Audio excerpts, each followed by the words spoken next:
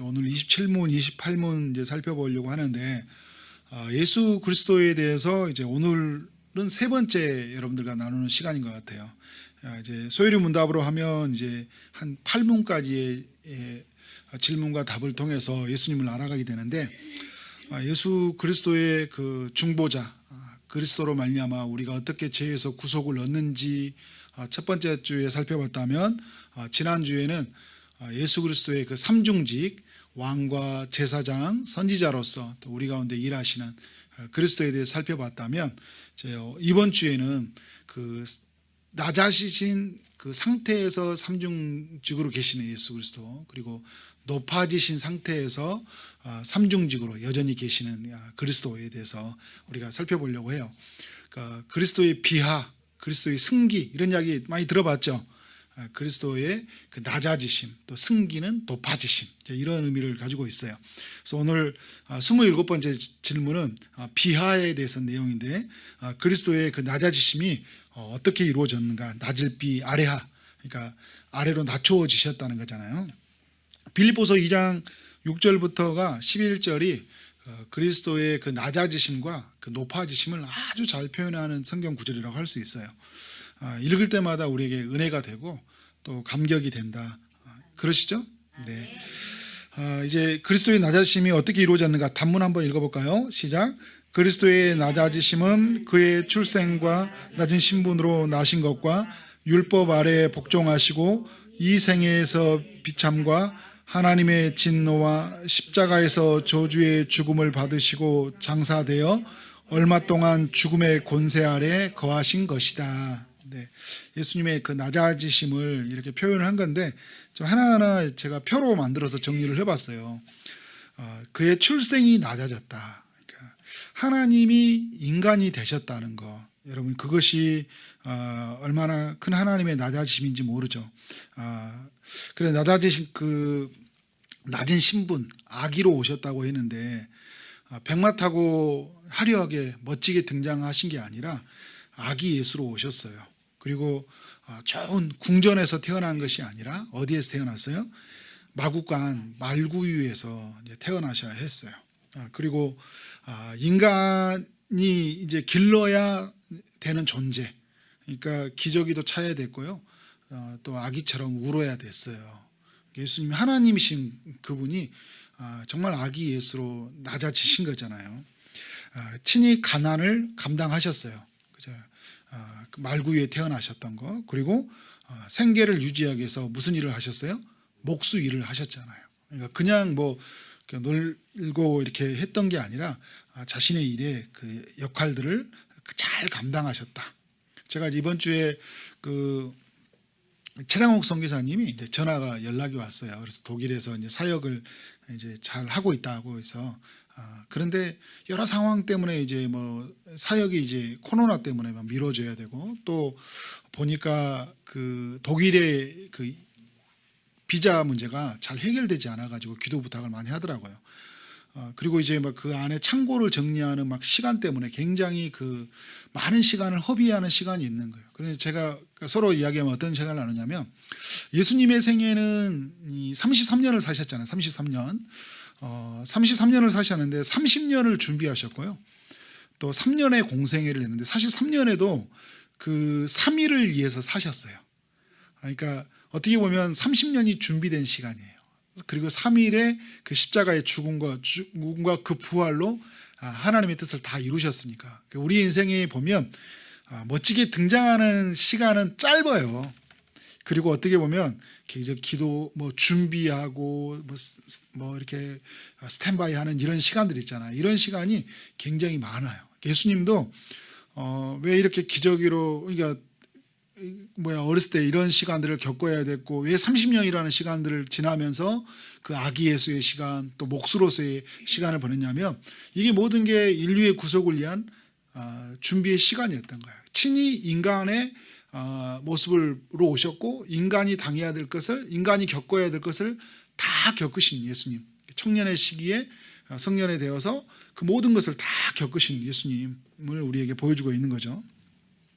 율법 아래에 복종하셨어요.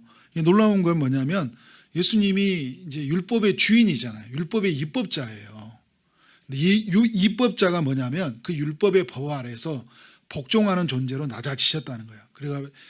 그래서 갈라디아 4장 4절에 보면 때가 차매 하나님이 그 아들을 보내사 여자에게서 나게 하시고 율법 아래에 나게 하셨다. 우리가 누가복음에서 살펴봤을 때 그 예수님이 할례를 받으시고 정결의식을 행하시고 그리고 율법을 따라 다 그죠? 율법이 요구하는 걸 순종하셨어요.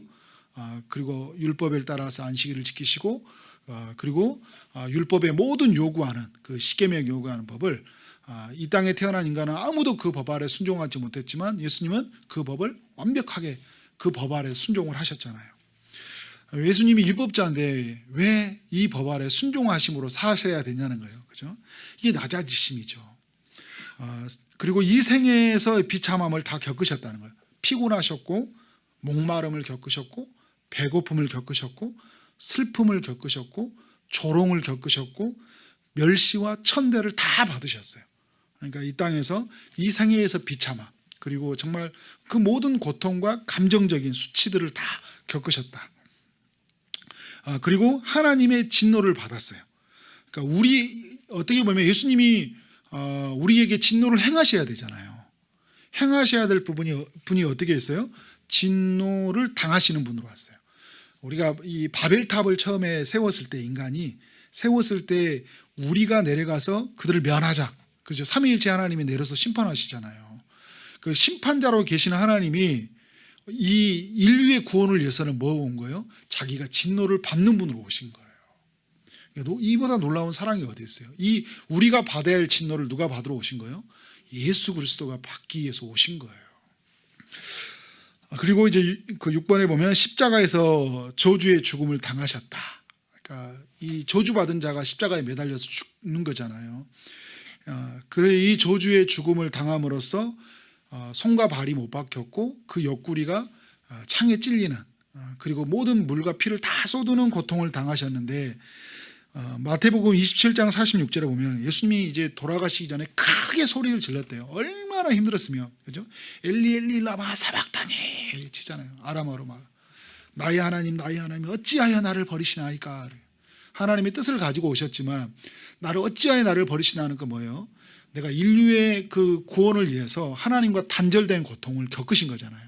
그 순간에 단절된 고통을 겪으셔서 버려짐으로 말미암아 인간을 자기가를 버려줘서 누구를 하나님의 자녀로 버린된 거예요. 나의 아버지가 되었던 나의 하나님 나의 하나님인데 그 전에 나의 아버지라고 하신 분이 하나님으로 되면서 뭐예요? 내가 죄의 값을 물은 이를 그들로 하여금 하나님의 아버지라 말하고 나는 그 비참함의 죽음의 순간에 이르렀던 그 예수 그리스도의 그 낮아짐의 사랑, 정말 놀라운 사랑을 우리에게 베풀어 주셨다. 그리고 7번째 보면 장사되셨다고 그래요. 무덤에서 이제 계신 것이잖아요. 죽으셨던 예수님, 들으시지 않아야 할 말을 들으시고 이제 계시지 않아야 할 곳에 계신 분이세요. 그러니까 이 땅에 살아가는 동안 죽음의 고통을 겪을 때 예수님의 모욕적인 그 언어들이 얼마나 많았어요. 근데 그런 말을 다 들어야 됐어요. 그런데 또 계시지 않아야 될 곳. 무덤 속에 계실 곳이 주님이 계실 곳이 아니잖아요. 주님이 계실 곳은 보좌에 계실 분인데 무덤 속에 계셔야 되는데 왜요? 우리가 그 계시지 않아야 될 것. 십자가의 자리는 그것에 계시는 자리가 아니에요. 우리가 있어야 될 자리예요. 그리고 그 바라바 우리가 이제 누가복음 이야기 살펴봤지만 바라바가 매달려야 잘 되고 바라바가 욕먹어야 되고 우리가 욕먹어야 되고 우리가 매달려야 될 십자가고 우리가 들어가야 할 무덤인데 예수님이 그 자리에 거하신 거잖아요. 듣지 않아야 될 모를 다 들으시고 그리고 죽음의 권세 아래 거하셨다. 3일 동안 죽음의 권세 아래 거하셨다. 죽음의 권세 아래에서 하나님이셨지만 그죠? 하나님이시니까 살아계시지만 육체로는 죽음 아래 권세 아래에서 거하시는 신성으로는 영원히 살아계시지만 육체로는 어떻게 해요? 죽음의 권세 아래 지배를 받으셨다. 예수님의 모습을 보여주고 있어요.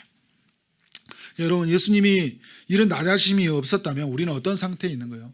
비참함의 상태, 죄와 그 비참함의 상태에 있는 거예요. 죽음과 그죠? 육체의 죽음, 영혼의 죽음, 영원한 죽음, 하나님과 완전히 끊어진 단절된 죽음, 그 하나님과 모든 교제가 끊어져서 하나님으로부터 그 선한 것을 공급받지 못하는 그 단절됨의 상태에 있어야 됐어요. 그런데 예수 그리스도의 그 낮아짐으로 마지막 순간까지 하나님 앞에서 철저하게 자신이 부인되고 낮아짐으로 하나님과 완전히 단절됨으로 말미암아 우리를 하나님의 자녀로, 하나님의 그 은혜로, 그 구원으로, 생명으로, 다시 풍성함으로 하나님의 교제로 우리를 인도해 주신 거예요. 이게 놀라운 사랑을 우리에게 보여준 거죠. 이제 우리가 적용할 때 이 낮아짐에 대해서 다시 한번 정리해 보기로 하고요. 그리고 이제 소요리 문답 28번째 질문, 그리스도의 높아지심은 어떻게 이루어졌는가? 한번 단문 읽어보겠습니다. 시작. 그리스도의 높아지심은 삶의 주님 가운데서 다시 살아나신 것과 하늘로 올라가신 것과 하나님 아버지의 우편에 앉아 계신 것과 마지막 날에 세상을 심판하러 오시는 것과. 아멘. 크게 이제 네 가지가 돼 있는데요. 이제 부활, 승천, 그리고 이제 보좌 우편에 앉아 계심, 그리고 이제 심판하러 오심, 세상에 오심, 그죠? 그러니까 다시 살아나심, 하늘로 올라가심, 보좌의 우편에 앉으심, 그리고 심판하러 이 땅에 오심.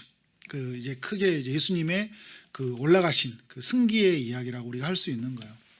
그러니까 다시 살아나셨다. 너무 감사한 게 뭐냐면 우리가 이제 누가복음을 다 마쳤는데 이 이야기를 또 묵상할, 부활에 관한 이야기를 묵상할 수 있어서 감사하고요. 또 레이기에 마침 또 필요한 말씀들을 또 묵상할 수 있어서 이것도 너무 감사하다라는 생각이 들어요. 다시 살아났다는 건 뭐냐면 약속대로 주님이 부활하셨다는 거잖아요.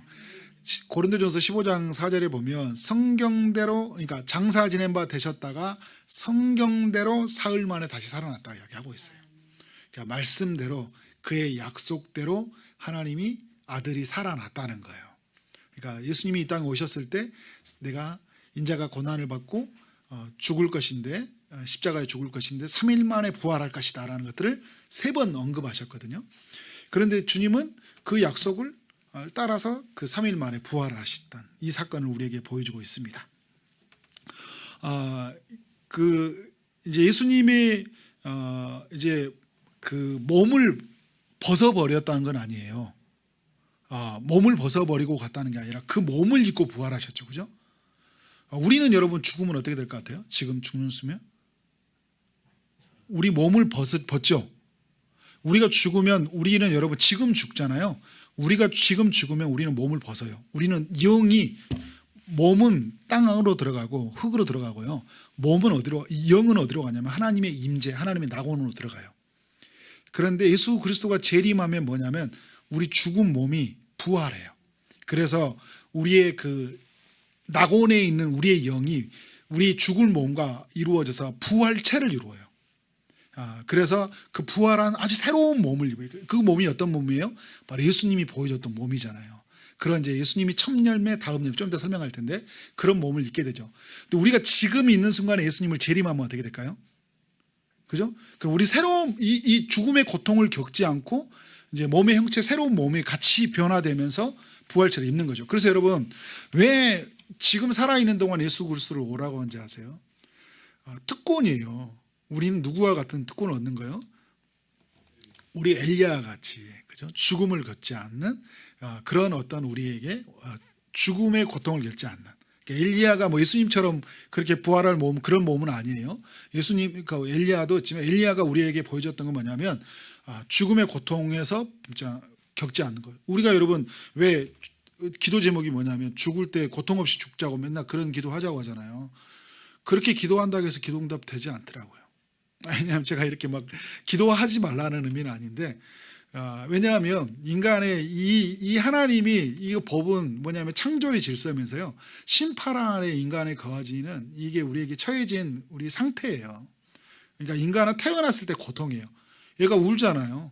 태어나는 순간이 고통이거든요. 그리고 죽을 때도 뭐예요? 고통이에요. 그러니까 인간은 고통을 피해 갈 수는 없는 거죠. 물론 이제 감사하게 죽었다 딱 눈을 감았는데 깨어나서 하나님 천국에 가면 그것도 감사한 일이지만 우리가 나이가 먹으면서도 육체의 고통을 겪는 거는 늘 겪는 것이고, 그렇게 해도 육체의 고통을 안 겪는 건 아니에요. 마음의 고통, 육체의 고통은 끊임없이 약을 먹어야지 의존하는 이런 것들이 있는 거죠. 그래서 예수 그리스도가 지금 건강할 때, 그러니까 여러분 청년 때 주님이 오신 건 너무 영광스러운 거예요. 이 건강함을 다 누리다가 예수님을 맞이했잖아요. 나이 드셔가지고 뭐 약 먹고 막 하는 순간에 예수님을 맞이해요. 그런 청년들은 막 조금이라도 오래 살려고 하는데 지금 오신 게 더 좋은 거예요. 신랑이신 예수님하고 만나고, 나 결혼은 꼭 하고 죽어야 되겠어 막 이런 사람들, 예수님 만나야 되겠어 막 이런 사람들이 있는데 예수님 만나는 게 더 좋은 거예요. 자, 믿음의 사람들은 그게 있어요. 그래야 여러분 죽음 앞에 굴복하지 않아요. 왜냐하면 그리고 이 땅에 있는 것들 앞에, 그것 앞에 더 미련을 두지 않는 게, 그래서 끊임없이 우리는 이 땅에 살아가는 동안 이 생애의 것을 포기하고 하나님의 것을 늘 취하려고 하는 거예요. 이게 극단론적으로 살아가는 게 아니라 그런 무게 저울에서 훨씬 어떤 게요, 하늘에 얻는 것이 훨씬 커야 돼.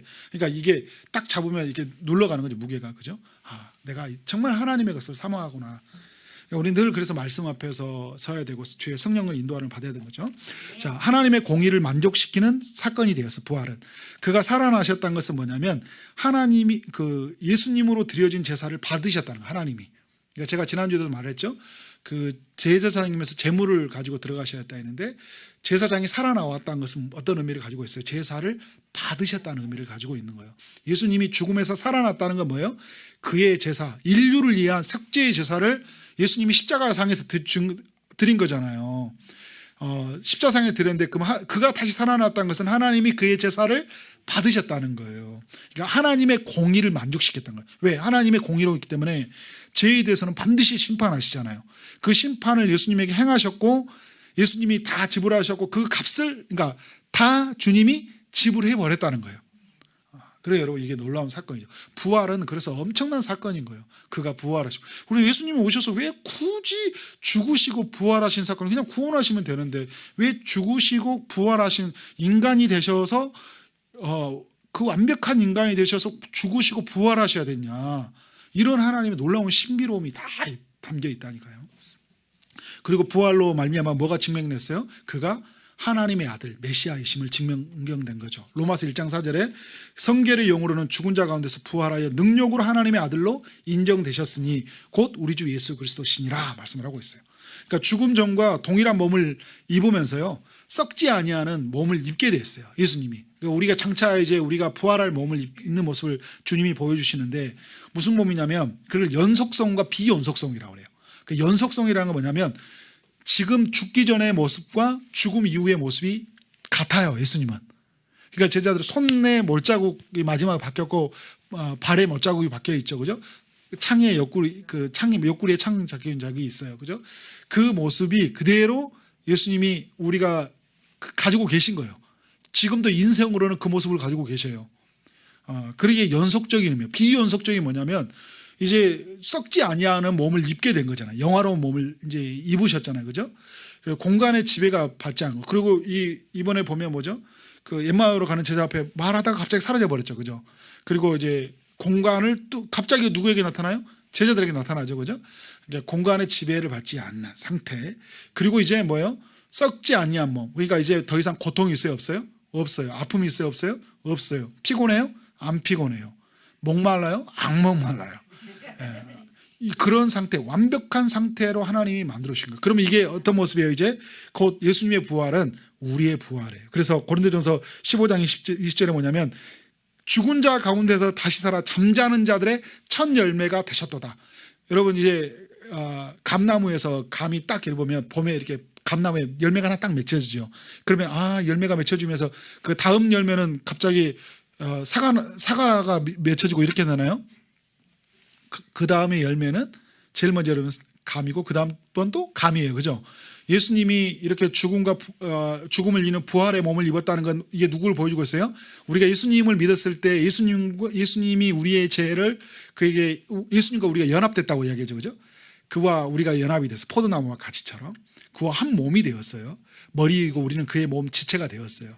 그래서 우리의 죄가 그에게 갔고 그의 의로우심이 우리에게 오셨고 우리는 의로운 자가 되었고, 그래서 예수님의 공로로 우리는 하나님의 자녀가 되었어요. 그래서 예수님에게 있었던 이야기는 우리의 이야기가 돼요. 그래서 예수님이 죽으시고 다시 살아난 것처럼 우리도 죽었을 때 다시 살아나게 되고요. 예수님이 영원히 사는 것처럼 우리도 영원히 사는 거예요. 물론 신성으로서 예수님하고 이를 비교하면 안 되죠, 그죠? 예수님은 우리가 근접할 수 없는, 그냥 비교할 수 없는, 아예 그냥 그런 말할 수 없는 하나님이시기 때문에. 그러나 우리에게 그런 놀라운 은혜가 있다. 자, 이게 하늘로 승천하시면서 예수님이 뭐 어떤 걸 보이냐면요, 부활하셔가지고 40일 동안 이 땅에 머물렀죠. 그러면서 왜 40일 동안 머물렀냐면 하나님의 나라를 사도행전 1장 3절에 가르쳐 줬다고 그래요. 그러니까 그 전에도 예수님이 하나님 나라를 가르쳤거든요. 이 땅에 계시는 동안에도. 이게 여러분, 예수님의 부활을 경험하고 나는 하나님의 알은 굉장한 그 놀라운 하나님의 알이죠. 예수 그리스도의 그 부활하신 예수님의 알 때문에. 그러니까 이 제자들은 완전히 이제 그 부활 전과 부활 후는 완전히 다른 세계를 살아가는 거잖아요. 예수 그리스도의 그런 죽음과 부활의 사건으로 하나님의 나라와 시작과 그 끝의 의미가 무엇이고 하나님 나라 예수 그리스도로 말미암아 시작된 것이 얼마나 영화로운 것이 그 감당할 수 없는 그 은혜들을 그 이제 40일 동안 경험한 거잖아요. 그리고 이제 사도행전의 1장에 가보면 하늘로 올라가셔요. 올라가시면서 뭐라고 하냐면 이제 내가 올라간 그 본 모습 그대로 오리라 이야기해요. 그러니까 예수님이 올라갔던 그 인성의 그 모습을 그대로 올 것이고요. 그리고 구름 타고 올라오셨으니까 다시 뭐 타고 오겠어요? 이제 구름 타고 오시겠죠. 그리고 모두가 볼 거예요. 그러니까 어떤 사람이 나 예수님 왔다고 이야기하고 나 예수님이라고 그러면 사도행전 그게 아니던데요 막 이런 게 있잖아요. 사도행전 말씀 꺼내고 이건 뭔가요 하면서 꺼내보면서 그렇게 또 그러니까 여러분 막 이만이 막 하는 사람들 보면 자기가 백마 타고 와가지고 예수님이라고 막 이야기하고 그러잖아요. 그걸 또 믿어요 사람들이. 그러니까 왜 믿은지 아세요? 내가 말씀에 대한 지식이 없기 때문에 그런 거예요. 이게 제가 여러분이 소유리문답이 이렇게 막 하냐면 이 말씀에 대한 분명한 지식을 딱 가지고 있잖아요. 그런 이야기하면 이미 딱 분별이 돼요. 들은 순간에 저거 가짜다, 저거 아니야. 내가 믿는 하나님은 그런 분이 아니야. 딱 일단은 딱 설명이 안 되더라도요 분별이 돼요. 그래서 전화해본 거죠. 목사님 갑자기 이런 일이 있던데 어떤 일입니까? 그거 아닙니다. 당장 피하세요. 막 이렇게 나오잖아요, 그죠? 그리고 이제 제자들에게 뭐냐면 이 하늘로 올라가신 것들을 뭐냐면 하나님이면서 인성을 지니고 하늘에 계신다는 사실을 보여주고 있는 거예요. 하늘로 올라가셨다. 그러니까 그 예수님의 모습이 그대로 올라가셨다는 것은 뭐예요? 인성을 지니셨는데 하나님이시면서 동시에 완벽한 하나님인데 완벽한 인간으로서 하늘로 올라가신다. 그러니까 신성으로는 온 우주에 충만하신데 인성으로서는 그는 제사장이요 선지자의 왕으로서 교회의 머리로서 우리 가운데 통치하시는 거죠. 자, 그리고 그래서 여러분 이제 그 3번에서 같이 연결되는 건데 하나님 하늘로 올라가셔서 어디에 계셔요? 하나님 우편에 앉아 계신다. 하나님 곁 가장 그 높은 자리에 그리스도의 자리가 있는데요. 여러분 하나의 그 이해해야 될 게 뭐냐면 예수님이 가셨다고 했을 때 그 예수님은 뭐 마치 이렇게 어떤 그 조직 세계에서 오른팔로 가신 게 아니에요. 그 보좌 우편에 가셨다는 게. 그 우편에 가셨다고 하면 사람들이 그렇게 생각해요. 예수님 다음에 있잖아요. 오른팔이야 이런 걸로 간 거 아니에요. 있어야 할 자리로 가셨어요. 무슨 자리로 가셨냐면 그 자리는 통치하는 자리예요. 어디에 정체? 삼위 하나님이 함께 세상을 통치하는 자리잖아요. 우리가 우리의 모양과 형상을 따라서 사람을 만들자. 하나님 신적 협의가 있었죠. 그리고 이 땅에서 바벨 심판할 때 우리가 내려가서 심판하자. 그죠? 그러니까 있어야 할 보좌의 자리예요. 하나님의 자리예요. 그 하나님의 자리로 올라가셨다는 거예요. 그래서 한편에서는 예수님이 이 땅에 있는 모든 마귀의 권세를 십자가로 다 무력화시켰는데 마지막에 이제 재림 때 그를 완전히 무적용성으로 늦게 하시고죠. 그래서 그의 마귀의 권세가 이제 그 아담에게 침투했을 때 이 세상이 사단의 나래 아래에서 그 마귀의 지배를 아래였는데 이제 예수를 믿는 자들에게서 그 예수를 믿는 자들 안에서는 그 사단이 결코 건드릴 수 없는, 그죠? 예수 그리스도가 이 땅에 오심으로 사단의 머리를 완전히 다 결박을 하셨기 때문에 힘을 잃은 자로 있는 거잖아요. 그리고 이제 예수님이 재림하셨을 때 그 사단은 이제 무적용서로 들어가게 되는 거예요. 이 땅을 그 악으로부터 이제 하나님의 백성들로부터 보존하시는 거고, 다른 한편에서는 하나님의 백성들에게요 은혜를 베풀으셔요. 예수 그리스도가. 그러니까 여러분 우리에게 한편에서는 우리가 우리를 지켜주시면서 한편에서는 우리를 어떻게 하고 있어요? 은혜를 베풀어요. 그러니까 제가 지난주에도 이렇게 표현을 쓸 때 이렇게 자녀가 갈 때 자녀가 예를 들어서 막 먹을 걸 간다고 생각해요. 한편에서 먹고 있지만 앞에 갈 때 뭐가 이렇게 넘어지지 않도록 엄마가 다 치우고 이렇게 하잖아요. 그죠? 그래서 이 하나님의 백성들을 보호하시는 그런 것들을 우리가 알려주고 있어요. 자, 왕과 제사장과 선지자로서 여전히 예수님은 지금도 계신다. 그러니까 인성으로서, 그죠? 그는 하나님이시며 인성으로서 왕이시고 통치하시고 제사장으로서 우리에게를 위해서 간구하시는 이시고 계시고 선지자로서 우리에게 말씀하시고, 그래서 계속적으로 우리에게 말씀하시는 그리스도로 계시면서도 교회의 머리로서 계신다. 우리의 머리가 되셔서 우리를 그의 몸 안에서 그를 공급해 주시고 우리를 은혜롭게 하시고 우리를 풍성하게 살게 하시는 그 예수 그리스도로 우리 가운데 존재하신다는 거예요. 보좌 우편에서. 그래서 누구에게 보내신 거예요? 성령을 보내셔서 예수 그리스도가 성령을 통하여 일하시잖아요. 에베소서에서 너희는 그 성령의 충만을 받으라 하잖아요. 술 취하지 말라. 근데 성령의 충만을로 다른 말로 말한다면 예수 그리스도로 충만을 입으라는 거예요. 그게 같은 말이에요. 또 같은 말. 성령 말씀으로 충만해라. 그러니까 말씀으로 충만해라. 그러니까 그런데 여러분 성령님과 다 같다는 의미는 아니에요. 그 의미가 다 같이 하나의 한 논리 안에서 이루어진다는 거예요. 왜냐하면 예수 그리스도의 하신 말씀을 말씀을 통해 기록했고 말씀이 완성했기 때문에 그 말씀을 또 성령이 우리로 하여금 깨닫게 하시니까, 그죠? 그래서 이게 성령 충만하다면 막 이렇게 하는 게 성령 충만한 게, 성령 충만한 사람 딱 특징은요, 말씀 충만이에요. 하나님의 말씀이 딱 있어요, 그 안에서. 그리고 성령 충만하는 사람들은 어떤 충만이에요? 예수 충만이에요. 예수 그리스도의 그 살아갔던 삶, 예수 그리스도의 그 십자가의 죽음과 그 낮아진 삶이 그 안에서 다 배어 있어요. 성령 충만하면 겸손해요. 성령 충만하면 온유해요. 막 할렐루야 이런 게 아니에요. 뭐 이상한 막 하고 막 은사하고 막 확 하고 막 이런 이상한 그 성령 충만이 아니에요. 그러니까 그 사람들이 막 마음이 뜨거워지고 막 이런 상태만 성령 충만한 생각하는데, 성품이 바뀌고 얼굴이 바뀌고 말씀으로 자유해지고 은혜로워지고, 그죠? 여유로워지는 거예요. 그러니까 우리 이런 이제 성령의 충만을 구하는 거죠. 자, 마지막 네 번째, 이제 무엇 하러 오신다고요? 세상에 심판하러 오신다. 이 땅에 여러분 이제 베드로 후서의 3장 10절에 보면 주의 날이 도적같이 임한다 그래요. 도둑이 말해주고 와요. 그냥 나 오늘 밤에 10시 반에 너희 집에 문 열고 들어갈 테니까 기다리고 있어. 그러면 문 열고 기다릴 동안 돈 다 빼놓고 기다리고 있나요? 그죠? 문 다 걸어 잠궈 놓고 경찰에 신고해 놓고, 그죠? 네. 예수님이 이제 도적같이 온다 이야기를 하고 있어요. 근데 그날 그때는 아무도 올 수 없는데, 그러나 분명히 약속해 주신 건 뭐냐면 반드시 오신다는 거예요. 요한복음 14장에 보면 그 천국의 그 자리 초소를 예비하러 가신다고 그랬거든요. 그러니까 하나님의 구원받는 숫자가, 그러니까 처소를 예비하시면서 성령을 보내시면서 제자들을 통해 성령의 충만을 위해서 그 하나님의 나라를 증거하게 되는데, 하나님의 택하신 모든 백성들이 모아졌을 때 이 땅에서는 예수님은 거기에서는 천국의 처소를 예비하시고 우리는 모아졌을 때, 그때가 이제 주님이 오시는 그 날이잖아요, 그죠? 그 오시는 날 우리는 이제 선악간의 구별이 일어나죠. 각 사람 행위를 따라. 그래서 요한복음에도 5장 29절인가요? 그 말씀에 보면 이런 말씀이 있어요. 선한 일을 행하는 자는 생명의 부활로, 그리고 악한 일을 행하는 자는 심판의 부활로. 큰일 났네. 우리는 악한 일을 너무 많이 했는데. 여러분 이게 복음과 연결되죠. 선한 일을 행한 자가 누구예요? 예수 그리스도잖아요, 그죠?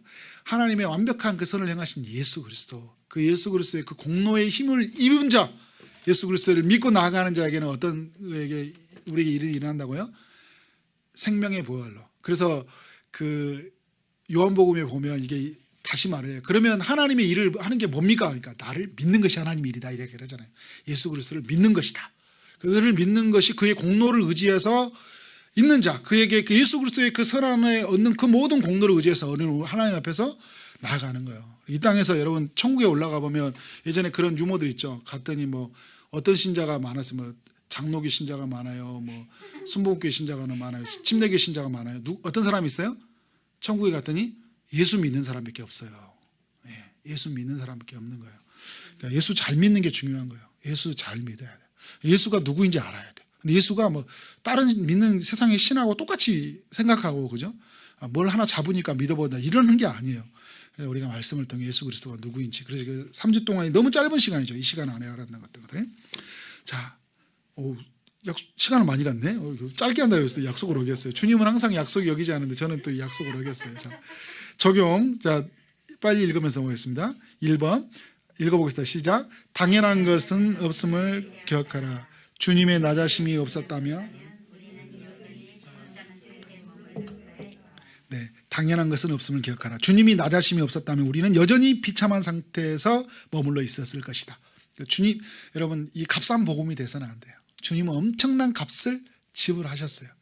우리는 그냥 당연하지 않았어요. 우리가 오는 동안 주님은 어마어마한 수고를 감당하셨고요. 그리고 오늘 또 우리가 여러분 수많은 사람들의 통로를 삼아서 그들을 우리의 발을 딛게 가게 하시고요. 오늘 또 주님은 보좌 우편에서 우리를 위해서 기도하고 계시고, 우리가 전에 죽었던 우리를 살리기 위해서, 그죠? 예수 그리스도는 십자가에서 죽으심으로 엄청난 그 대가를 지불했었어요. 예수 그리스도의 그 일하심이 없었다면, 그는 오늘 또 그가 왕과 선지자 제사장으로 일하시지 않는다면 우리는 완전한 비참한 상태에서 머물러야 살아있을 거예요. 그리스도의 그 일하심이 여전히 계속되고 있었고 영원히 계속되고 있다. 그래서 여러분 두 번째 뭐냐면 주님처럼 낮아지라는 거예요. 그것이 나와 내가 속한 공동체, 가정과 교회, 도시를 살리는 길이에요. 그러니까 그리스도가 그리 가운데 보이셨잖아요. 낮아짐으로, 그 죽으심으로, 비천한 상태를 처해짐으로 말미암아 비천한 우리를 구원해 주신 거예요. 가난해지심으로 말미암아 가난해졌던 우리를, 그죠? 구원해 주신 거예요. 주님이 친히 우리 가운데 그 죄의 짐을 담당하심으로 말미암아 우리를 구원하신 거잖아요. 그러니까 우리가 가져야 할 짐을 주님이 대신 지었다는 거예요. 그러니까 우리는 낮아졌다는 건 뭐냐면 누군가의 짐을 아낌없이 져야죠. 그죠? 그러니까 누군가의 고통을 아낌없이 지고 나를 내세우고 나를 철저하게 이 주중에 말씀했던 것처럼 나를 가루로 빻아야죠. 그죠? 이야기가 무슨 이야기인지 알아듣는 사람은 있을 거예요. 가루로 빻아라는 이야기가. 네, 알아들을 줄 있습니다. 자, 나는 예수님이 마음이 온유하고 겸손하다. 나의 멍에를 메고 내게 배우라 하겠어요. 그러면 너희 마음이 힘을 얻으리라. 철저하게 우리 자신을 깨트려야 된다. 세 번째, 주님의 높아지심을 경배하라. 그 주님이 낮아심만 있는 게 아니라 비하만 있는 게 아니라 승기도 있다는 거예요. 그래서 보좌 우편에 거하시고 다시 내려오신 주님이 있기 때문에 우리 삶에 주님이 가장 높아지셔야 돼요. 그 인간이 되셨다고 만만하게 생각하면 안 된다는 거예요. 그리고 예수님에 대한 두려움도 없이 보좌 우편에서 여전히 왕과 선지자로 제사장으로 거하시는데 그 코람데오 주님이 살아계심을 느끼지 못하고 그냥 사람들 앞에서 그냥 굴복하고 예수님이 없는 것처럼 살아가지 말라는 거예요. 내가 예수님 없는 것을 살아가는 것이 곧 예수님의 높아짐을 인정하지 않는 거예요. 여전히 예수님이 죽음의 상태로 머물러 있다는 거잖아요. 그죠? 수많은 조롱하는 사람 빌라도와 헤롯 왕과 그 조롱하던 무리 속에들처럼 살아가지 않더라도 그냥 도망가 버려 슬피 울고 그냥 도망가는 제자들의 삶처럼 그 비하의 상태만 머물러 있지 말라는 거예요. 승기의 상태. 예수님이 높아지셔서 부활하셔서 승천하셔서 보좌 우편에 계시고 다시 선악간에 심판하시는 주님을 바라보고 높아 경배해야 된다. 그래서 여러분 우리 뭐냐면 이제는 영원한 것을 구하고 사는 거예요. 예수님의 죽음과 부활로 말미암아 무엇이 영원한지를 우리가 보게 되었잖아요. 우리가 믿는 예수님은 정말 살아계신 하나님의 아들이었구나. 그래서 여러분 백부장이 예수님의 부활로 말미암아 뭐라고 그래요? 누가복음에 보면 그는 진정으로 하나님의 아들이었구나 이렇게 이야기를 하잖아요. 우리 여러분 정말 우리가 그 하나님의 아들이었고 그의 것이 영원했고 그의 말이 영원했고요. 그죠? 그가 취하신 것이 영원한 거예요. 하늘에 그래서 예수님과 땅에서 보화를 쌓고 살라고 이야기하잖아요. 골로새서 3장 2절은 사도 바울이 뭐라냐면 이의 것을 생각하고 땅의 것을 생각하지 말라 이야기하고 있어요. 사도 바울이 마태복음 6장 예수님의 이야기를 생각하잖아요. 이 땅에 보물을 쌓아두지 말고 하늘로 쌓아두라 하는 거잖아요. 그리고 마태복음 6장 33절에 어떻게 말하고 있어요? 너희는 먼저 그의 나라와 그의 의를 구하라. 그게 무슨 말이에요? 하늘의 것을 구하라는 거예요. 그의 나라와 그의 영광을 구하며 살아가는 삶, 우리의 삶이라는 거죠. 그래서 예수 그리스도의 이름을 구하고 참고 살아가는 것이 이 땅에 바로 예수 그리스도를 아는 자들의 삶이다. 그래서 마지막 5번째, 영원히 우리의 왕이다라는 것은, 영원이라는 건 무슨 말이에요? 그가 낮아졌을 때도 왕이었고 선지자였고 제사장이었어요. 그리고 높아지셨을 때도 여전히 그는 어떤 분이에요? 왕이시고 제사장이고 선지자로서 오늘 우리 가운데 계신다. 지금 이 자리에 계신다는 거예요. 그 은혜를 누리시는 여러분 삶 되어지기를 주님 이름으로 축원합니다. 아멘.